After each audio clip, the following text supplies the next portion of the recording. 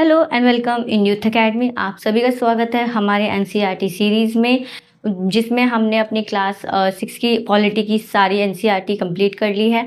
आज हम क्लास 7 की पॉलिटी की एनसीईआरटी कंप्लीट करने जा रहे हैं, जिसमें हमने चैप्टर 1 ऑलरेडी फिनिश कर दिया है। अब आज हम चैप्टर 2 पे आ चुके हैं। तो चैप्टर 2 में हमारा जो चैप्टर का नाम है वो है role of government in health.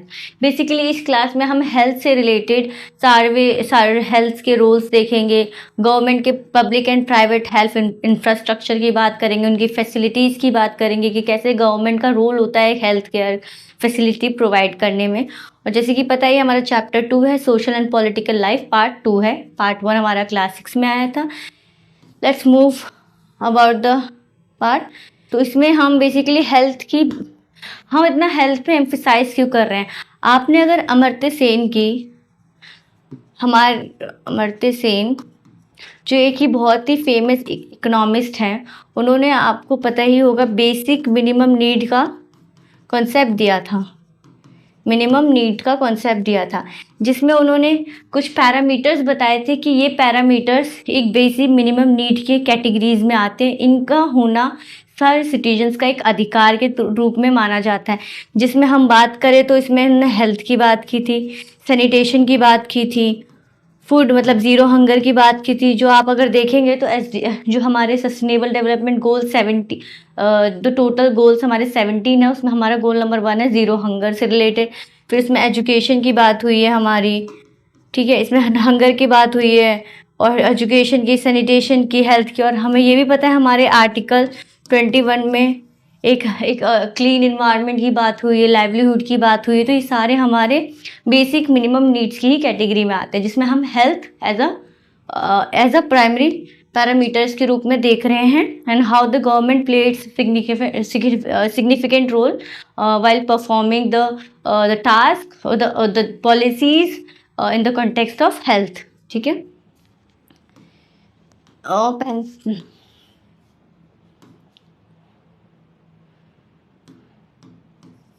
ठीक है। तो हमें पता है हेल्थ मीन 2, ये 2 है। Health mean are ability to remain free from illness and injuries. मतलब हेल्थ का मतलब क्या होता है? हेल्थ का मतलब होता है कि हमारी बॉडी की ability to remain free from the external illness और द इंजरीज। बट अगर ब्रॉड सेंस में देखें तो हेल्थ का मतलब सिर्फ not about only the disease. For example, if people get clean drinking water, pollution free environment, देखिए सी कैसे हमारे बेसिक मिनिमम नीड से हेल्थ इंटरकनेक्टेड है। इन्वायरमेंट, हेल्दी इन्वायरमेंट बेसिकली है कैसे हेल्दी फिट रहना है। Other hand, if people do not get adequate food to eat, have live in cramped condition, they will prone to illness. तो कैसे health हमारे सारे बेसिक मिनिमम नीड को constrain करते हुए, लिंक करते हुए कैसे अपनी ड्यूटी को परफॉर्म करता है। कैसे हमारा बेसिक मिनिमम नीड का कैटेगरी में जो हेल्थ आता है, उसमें हम कैसे देख रहे हैं कि सैनिटेशन होना चाहिए, क्लीन इन्वायरमेंट होना चाहिए, लाइवलीहुड होनी चाहिए, शेल्टर होना चाहिए। और आपको ये सब पता ही हमारे आर्टिकल 21 का ही पार्ट है, राइट टू लाइफ का बेसिकली एक सब डिवीजन एंड डायमेंशंस है। ठीक है,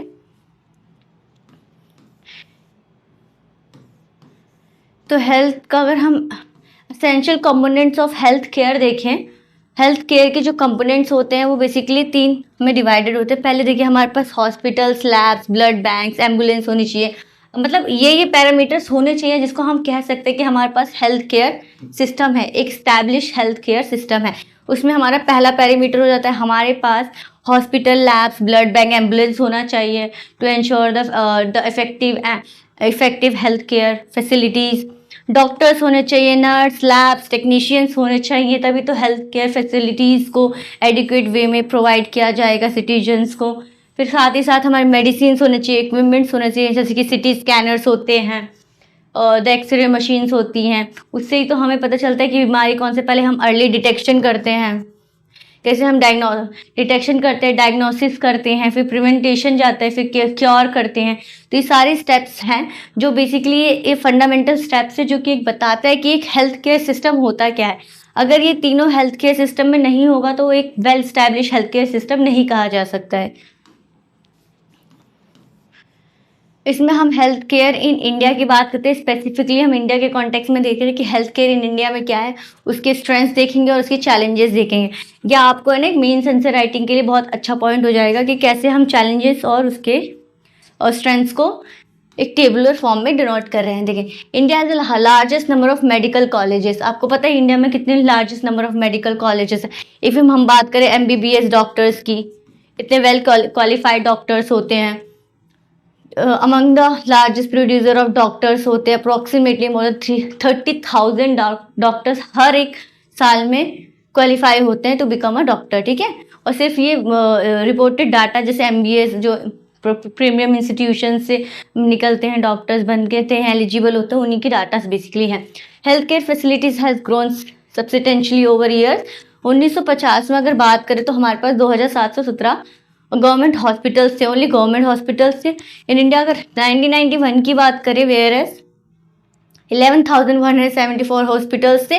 2017 की बात करें तो ये नंबर ग्रो होकर 23,000 मतलब 24,000 के अराउंड हो गया।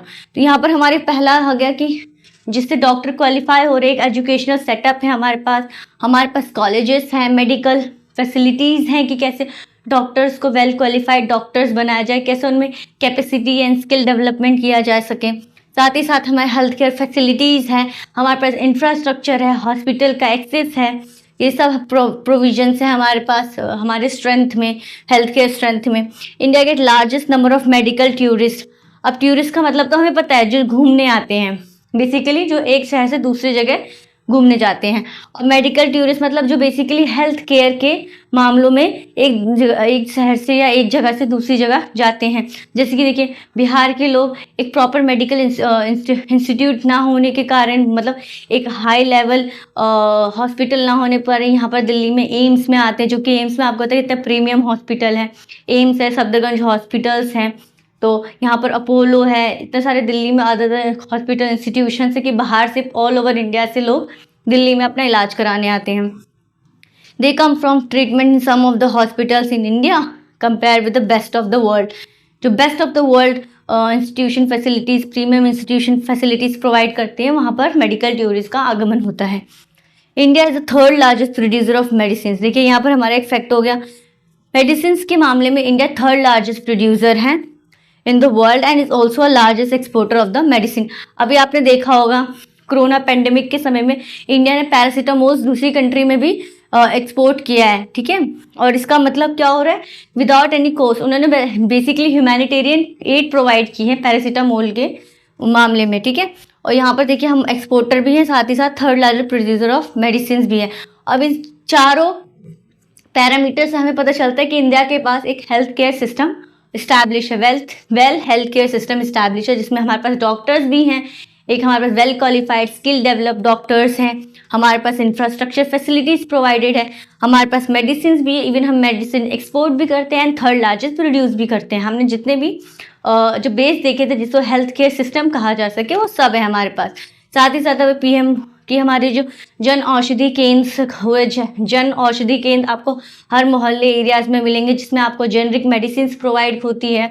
जेनरिक मेडिसिन का मतलब क्या होता है, जो आप ब्रांडेड कॉस्टली मेडिसिन लेते हैं ना, जिसमें बहुत सारे ड्रग्स अननेसेसरी मिक्स कर दिए जाते हैं, जो कि एक ब्रांड टैग होने के कारण उसका प्राइस बहुत हाई होता है।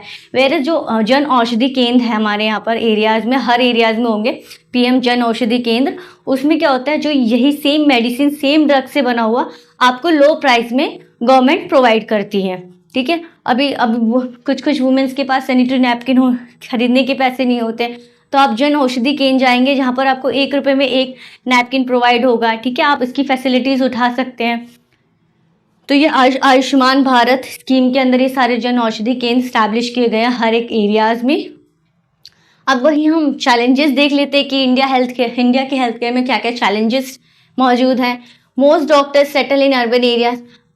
आपने अभी रिसेंटली एक ग्राम चिकित्सालय एक पंचायत की तरह एक सीरीज आई है ग्राम चिकित्सालय। उसमें आप देखेंगे कि वो कितना well qualified gold medallist doctor होता है, लेकिन उसमें एक एथिक होता है, इंटीग्रिटी होती है, जिसमें वो बोलता है कि मैं इतना कैपेबल होने के कारण मैं जाके अमेरिका में सेटल हो सकता था हाई पैकेज पे, बट उसका एक इनर वॉइस था कि वो कह रहा था कि वो गांव के एरिया में जाएगा जहाँ पर फैसिलिटीज़ प्रोवाइडेड नहीं है, जहाँ पर मिनिमम से मिनिमम इलनेस के लिए उनको हाई प्राइस पे करना पड़ता है द लोकल एरियाज़ को। तो यहाँ पर हमें एक पैराडॉक्स देखने को मिलता है कि यहाँ पर इतनी बड़ी फैसिलिटीज़, इतने डॉक्टर्स मौजूद होने के कारण होते हुए भी हमारी वुमेन्स केस अभी रिसेंटली आया था जिसमें एक वुमेन रोड में मतलब अपने चाइल्ड को बर्थ करती है। अभी आपने रिसेंटली देखा होगा कि एक कोई आर्मी ऑफिसर थे, मेजर रैंक पे थे, उन्होंने कैसे फीमेल को उनका बेबी बियरिंग में हेल्प किया, कैसे बेबी ऑपरेशन में हेल्प किया। ठीक है, तो यहाँ पर देखिए, क्योंकि डॉक्टर्स का भी अपना अपना एस्पिरेशन होता है, they are not wrong in this, but उनके अपने एस्पिरेशन होते हैं, उनको भी वेल सेटल्ड लाइफ जीना है। कौन इतना स्ट्रगल करेगा after studying so much. Okay, तो most doctors settle in urban areas. People in rural areas have to travel long distance to reach the doctor. The number of doctors with respect to the population much less as compared to the court. हम अगर court से comparison करें doctors की, तो court में भी आप देखते हैं कि जो नंबर ऑफ केसेस आते हैं और जो नंबर ऑफ लॉयर्स या एडवोकेट्स उन केसेस को हैंडल कर रहे होते हैं, या सॉरी द जज हैंडल कर रहे होते हैं, वो बिल्कुल इक्वल नहीं है, वो इक्विलिब्रियम स्टेज में नहीं है। नंबर ऑफ जज कम होते हैं, नंबर ऑफ केसेस बहुत हाई होते हैं। सेम कंपेयर करें तो नंबर ऑफ डॉक्टर्स पर पॉपुलेशन के हिसाब से बहुत ही कम है। अब इंडिया की पॉपुलेशन इतनी हाई है, आपको पता है ऑलमोस्ट इंडिया ने चाइना को भी सरपास कर दिया पॉपुलेशन में। About 5 lakhs people die from tuberculosis every year. Number is almost unchanged since independence. Almost 2 million cases of malaria reported every year. Thus this number isn't decreasing. Increasing stage पे है, constant level पे है। Tuberculosis malaria जैसी बीमारियों को लेके ही लोग मर रहे हैं, तो बड़ी बीमारियों को कैसे हैंडल करेंगे वो। If we are not able to provide clean drinking water to all, 21% of all communicable diseases are waterborne. For example, diarrhea, worms, hepatitis, etc. Half of all children in India do not get adequate food to eat and are undernourished. अभी undernourished का जो चल रहा है कि कुछ लोग obesity से हो रहे हैं, जो रिचेस्ट एंड पुअरेस्ट के बीच में कंपैरिजन होता है। अभी आपने देखा होगा मिड डे मील जो स्कीम प्रोविजंस लाए गए थे डीपीएसपी के अंदर, जिसमें मिड डे मील फूड मतलब एक समय का दोपहर का खाना स्कूल में ही मिलता था। उससे हमारे बहुत सारे चीज़ें को सॉल्व करने में आसानी हुई, जिसमें क्या ड्रॉप रेट होता था, जिससे बच्चे स्कूलों से निकल जाते थे क्योंकि उनके पास खाने को नहीं होता था। वो सोचते जो जॉब करने से कुछ पैसा आएगा तो वो खा पाएंगे, उनमें उनको खाना मिलने लग गया। स्कूल में जो एजुकेशन की क्वालिटी इंक्रीज़ हुई, साथ ही साथ जो हंगर का इशू था वो भी सॉल्व हुआ। और साथ ही साथ उसमें आपको पता है मेडिसिन भी होती है, अनीमिया की, कैल्शियम की मेडिसिन प्रोवाइड होती हैं, जिससे ये अंडर नरिशमेंट का कंसेप्ट भी टेकल हो जाता है on a minute level, but still this schemes are prevalent in Indian schools. If we talk about the public health care system, कि public health care system private health care system से कैसे different है, इसमें इस chapter में हमें एक case study दिखाई गई थी जिसमें 2 दोस्त हैं। एक दोस्त रिच होता है तो वो प्राइवेट इंस्टीट्यूट में जाता है, वो उसको जो प्राइवेट इंस्टीट्यूट के हॉस्पिटल्स है उसको डिस्क्राइब करते हुए बोलता है कि मैं जब गया था मुझे कोई भीड़ नहीं दिखी, अकाउंटेंट से हमने डायरेक्ट कंसल्ट किया, डॉक्टर से हमने डायरेक्ट डॉक्टर के रूम में गए, आराम से एसी वाला रूम था, बहुत क्लीन हॉस्पिटल था, एक डॉक्टर एक पेशेंट को एंटरटेन कर रहा था, मेडिसिन मिली बहुत सारी, बट बहुत ज़्यादा कॉस्टली था। वेयरएज दूसरा दोस्त बताता है कि हाँ जब मैं बीमार हुआ मैंने अपने फादर को बोला कि मेडिसिन लेने चलते हैं, तो फादर ने पहले ही बोल दिया था कि मेडिसिन लेने के लिए हमें बहुत ज़्यादा लाइन में खड़ी होनी पड़ेगी। और जो हमारी पब्लिक हेल्थ केयर सिस्टम की बात हो रही है ना, इसमें देखिए आप ईएसआई के स्कीम्स के अंदर आएंगे, उसमें आपको डिस्पेंसरीज मिलती है, एक लोकेलिटी में डिस्पेंसरीज होती हैं। अगर आप डिस्पेंसरी में भी मेडिसिन लेने जाएंगे ना, वहाँ की मेडिसिन विदाउट एनी क्वेश्चन बहुत ही अच्छी होती हैं, बट डॉक्टर तक जाने के लिए इतनी लंबी लाइन लगनी पड़ती है, पहले पर्ची काटने की लाइन लगनी पड़ती है, फिर डॉक्टर से दिखाने की लाइन लगनी पड़ती है, फिर मेडिसिन की लाइन लगनी पड़ती है। सो सारी लाइन कॉस्टली नहीं होती, ये फ्री में हो जाता है। बट जो ये लाइनें लगने पड़ती है ना, इससे क्या होता है, पूरा दिन चला जाता है। तो जो उस दिन की प्रोडक्टिविटी होती है ना, वो पूरी वेस्ट हो जाती है। तो ये कंपैरिजन उस केस स्टडी में दिखाया गया था। ठीक है, there is a system of hospitals and health centres. Health center, the public health service is a chain of health centers and hospitals run by the government। तो बेसिकली जो public है, आप पब्लिक से ही समझ रहे हैं, जो गवर्नमेंट के द्वारा हमें प्रोवाइडेड किए गए हैं, इसमें कोई एक्सक्लूजन नहीं होता। अगर हम प्राइवेट सेंटर्स की बात करेंगे, उसमें प्राइवेट सेंटर्स में बेसिकली वेल्थ के हिसाब से एक्सक्लूजन हो जाता है। पब्लिक हेल्थ सेंटर में सारे सिटीजन को, सारे पीपल को एक्सेस है जाने की। They are link together by so that they cover both rural and urban areas. ESI की बात कर रही हूँ, जिसमें SI में उस एरिया के सारे पीपल जा सकते हैं। डिस्पेंसरीज हो जाती हैं हमारी। और आयुष्मान भारत के अंदर जो हमें स्कीम्स प्रोवाइड होते हैं, 5 लाख का जो हमें स्कीम प्रोवाइड होता है फैमिली मेम्बर्स को, 5 लाख तक का आपको कवरेज मिलता है, हेल्थ केयर कवरेज मिलता है। उसमें आप प्राइवेट इंस्टीट्यूट में भी जा सकते हो उस कार्ड के थ्रू, BPL कार्ड के थ्रू। बट कुछ प्राइवेट इंस्टीट्यूट उसको एक्सेप्ट नहीं करती हैं। तो यही जो गवर्नमेंट के द्वारा जो रन किया हुआ हॉस्पिटल या हेल्थ सेंटर होता है, उन्हीं को पब्लिक हेल्थ केयर्स कहते हैं।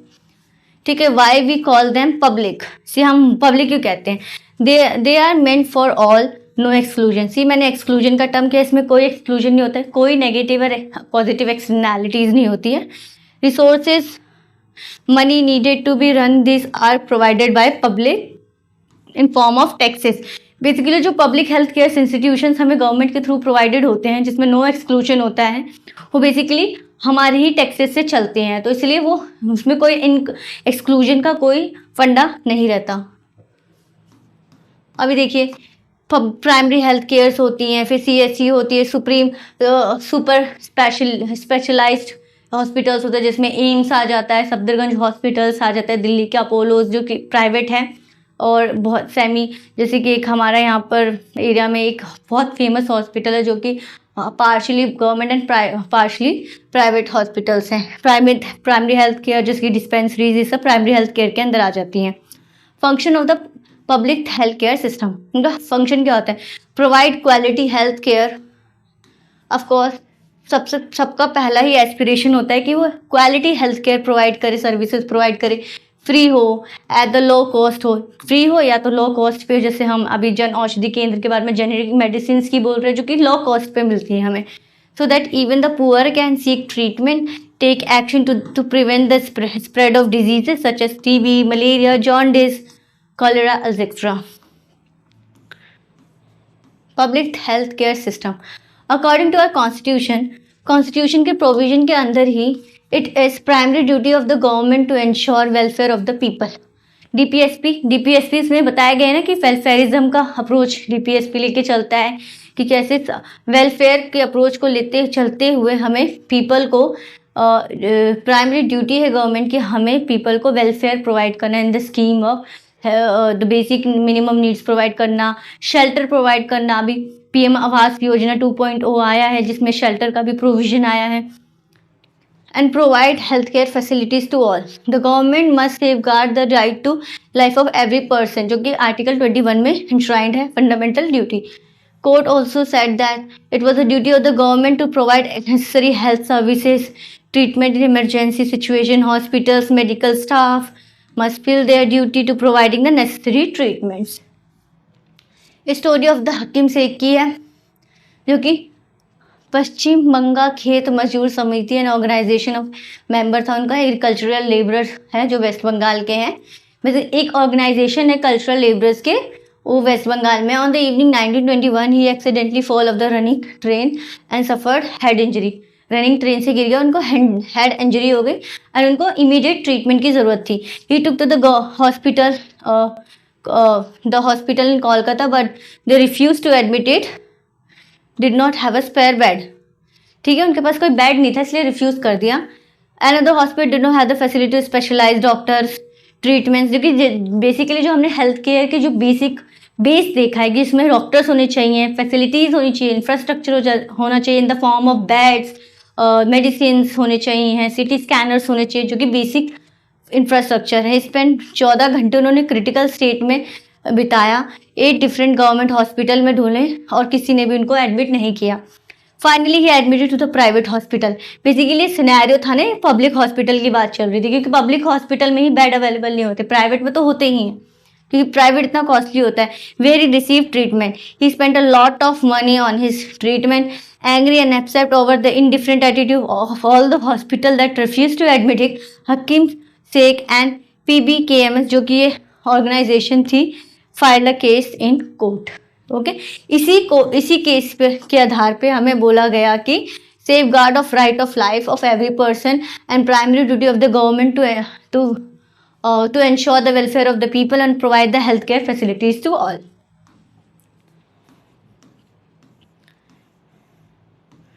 तो अगर हम पब्लिक हेल्थ फैसिलिटी वैसे प्राइवेट हेल्थ फैसिलिटी में कंपैरिजन करें तो गवर्नमेंट हॉस्पिटल्स जो कि होती है उसमें दे आर फॉर ऑल। इसमें मैंने बोल दिया पॉलिसी ऑफ नॉन एक्सक्लूजन होता है।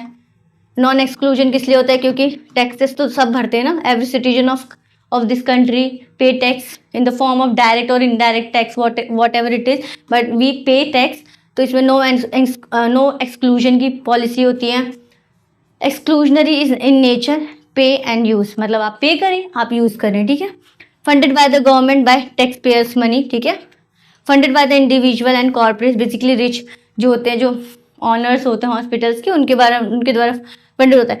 सोशल वेलफेयर देखते हैं, जैसे ESI हो गए, प्राइमरी जन औषधि केंद्र हो गए जो जेनरिक मेडिसिन प्रोवाइड करते हैं।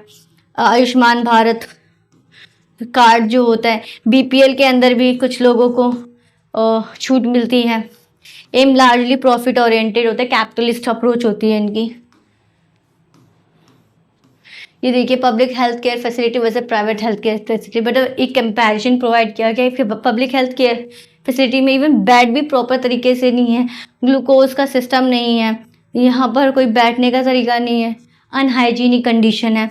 वेयर इज आप हॉस्पिटल्स में देखेंगे कितने प्रॉपर बेड है, कंडीशन प्रॉपर बॉडी एडजस्टमेंट वाला बेड है, फूड है, पूरा क्लीन इन्वायरमेंट, इतने सारे स्टाफ हैं। Where is there is no staff, we can see a woman and her sick child at a government hospital according to UNICEF, basically UNICEF, more than 1 million children die every year in India from preventable infection से। A post-operative room in a leading private hospital in Delhi.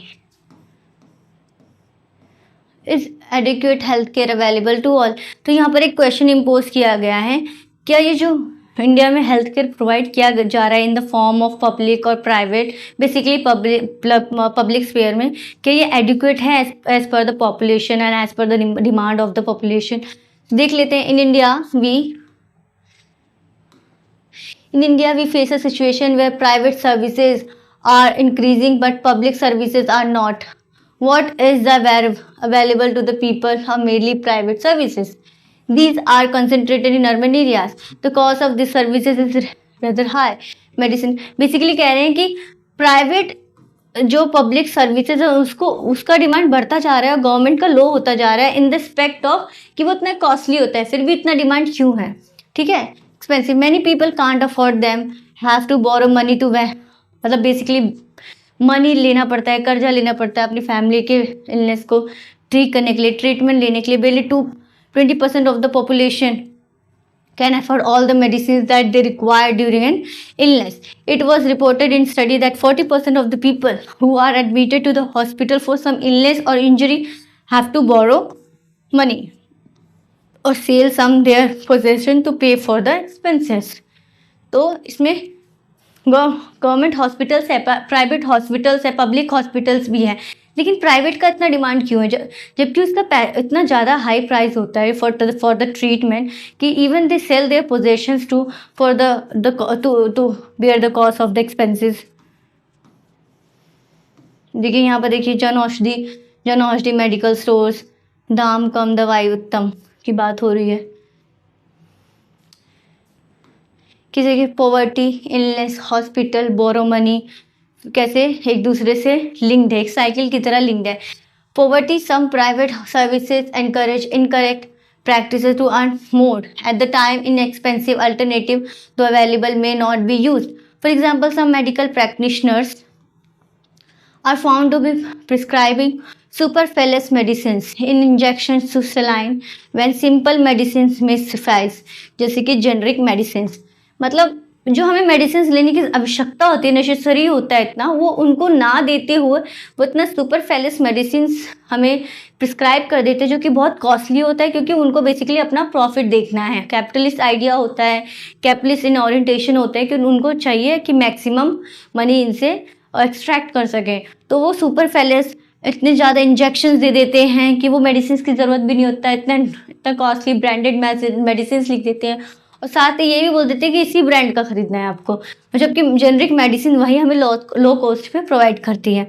Low cost similar efficiency with respect to branded medicine, यही हमारा जन औषधि केंद्र का है generic medicine centre. What can be done, अब इसमें last में पूछा गया है, तो हमने सब देख लिया कि क्या क्या सिचुएशंस है, क्या क्या कंसर्न्स अराइज हुए हैं पब्लिक हेल्थ केयर इंस्टीट्यूशन में। अब हम क्या कर सकते हो, तो इसमें हमें दो तरह के मॉडल्स हैं कि एक केरला का मॉडल है, एक विद इन इंडिया का मॉडल है, और एक हम कोस्टा रिका का मॉडल है कि ये हम स्टेप्स लेके कुछ अपने एक डिज़ायर आउटकम ले सकते हैं। In 1996 Kerala provide 40% of state fund to panchayat could make provision for safe drinking water, anganwadi subject. Anganwadi इसलिए प्रोवाइड किया है क्योंकि उसी में हमें न्यूट्रिशन फूड में मिलता था, आंगनवाड़ी में भी मिलता है, मिड डे मील स्कीम के थ्रू भी मिलता है। तो जो स्टेट गवर्नमेंट थी केरला की, वो 40% स्टेट फंड जो बजट आता था उसको पंचायती को देती थी। तो वो डिसेंट्रलाइजेशन ऑफ पावर के साथ डिसेंट्रलाइजेशन ऑफ फाइनेंसेस भी करती थी, जिससे जो ग्रास रूट लेवल के जो सिटीजन्स थी, जिनके जो सेफ ड्रिंकिंग वाटर की कमी थी, lack of hygiene, lack of sanitation, lack of nutrition, उन सबको ये टैकल कर सके अपनी एरिया के नीड्स के अकॉर्डिंग। तो ये प्रोविजन अपनाया गया, ठीक है। वेरीज एंड सिचुएशन इम्प्रूव भी हो गई। ये सक्सेसफुल स्टोरी है जो कि आप कोट कर सकते हैं अपने ऐसे में या मेंस के आंसर राइटिंग में, अगर सोसाइटी बेस्ड क्वेश्चन आया या हेल्थ केयर बेस्ड क्वेश्चन आया। ठीक, कोस्टा रिका का एग्जांपल है। कोस्टा रिका की पहले सिचुएशन देख लेते हैं वर्ल्ड में। ये हमारा नॉर्थ अमेरिका है, ये हमारा साउथ अमेरिका है, ये अफ्रीका है, इधर यूरोप आ रहा है। नॉर्थ अमेरिका साउथ अमेरिका के बीच में हमें पनामा कैनाल जाती है, उसी के ऊपर हमारा कोस्टा रिका है। ठीक है, कोस्टा रिका मॉडल में देखते हैं, decided not to have army rather spend on free health, safe water, sanitation and nutrition exact का आर्मी में इतना कॉस्ट ना करते हुए, आर्मी ना होते हुए भी मतलब जो अपनी बजट थी, बेसिकली बजट को उन्होंने ऐसे एलोकेट किया कि उनका हायर अमाउंट कहाँ गया, फ्री हेल्थ केयर में गया, सेफ वाटर में, सैनिटेशन में, न्यूट्रिशन में गया। तो ऐसा मॉडल अपनाना चाहिए जिसमें जो बजटिंग होती है ना, जो वेलफेयरिज्म की बजटिंग होती है, वो वेलफेयर ऑफ द सिटीजन को देखते हुए करनी चाहिए। तो यहीं पे हमारे चैप्टर का अंत होता है with posing a question what can be done with two model. और बेसिकली हमने पहले इंफॉर्मेशन गैदर की what is public and what is private health care institutions, government कैसे इन्वॉल्व रहती है, गवर्नमेंट के इनिशिएटिव्स क्या थे, क्या क्या राइजिंग कंसर्न्स हैं, क्या और साथ ही साथ कंसर्न के साथ साथ हमने सॉल्यूशंस भी देखे। क्या जो बजटिंग हो रही है वो जो आप डिसेंट्रलाइजेशन ऑफ पावर कर रहे हैं, साथ ही डिसेंट्रलाइजेशन ऑफ फाइनेंसेस भी करेंगे, तो उससे आप ग्रास रूट लेवल की नीड्स एंड एस्पिरेशन को भी साथ साथ टेकल कर सकते हैं। तो प्रॉब्लम्स अराइज है, साथ ही साथ सॉल्यूशन भी दिया गया, और सॉल्यूशन को आप फर्दर मोर इंडिविजुअली बेसिस पे और उसको रिफाइन करके भी लिख सकते हैं। तो इस क्लास में हमें इतना ही देखना था कि गवर्नमेंट का रोल क्या है in particular aspect of the health care. Okay, तो हम मिलते हैं अपने तीसरे चैप्टर में with respect to this book. So thank you everyone for watching this session. Stay tuned for more classes.